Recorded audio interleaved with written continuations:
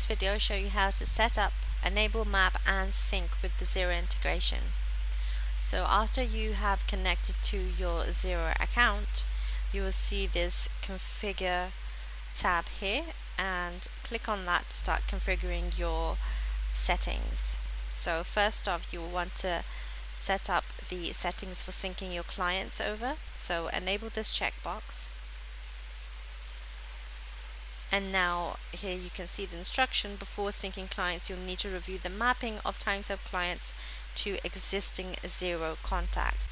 We need to download and review this Excel file. So that link led us to this screen here where we can download the Excel file to review and look for any types of clients that are being added to Xero that should match to an existing Xero contact, but may have different names. So you need to correct any mismatches in either TimeServe or Xero, and then you need to download and review the Excel file again until everything's perfect. So just for an example, I'm going to pull up this. You can see that our Xero column here is completely empty. This means that there is no corresponding Xero contact at the moment, and if there's no corresponding contact, then the TimeServe clients will get synced over into Xero once we set this up and do our sync.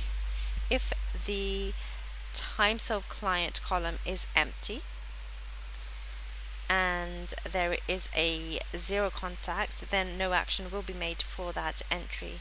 So back over here, we've reviewed our Excel file and everything looks in order, so I'm going to go ahead and confirm the mappings. Mapping confirmed, and let's go back to the configure screen. So what I'm going to do now is go ahead and click save over here, so that you can see now we have the sync tab here, and I can go ahead and sync my clients over into Xero now. Click on the sync to Xero button, and a live sync log has appeared.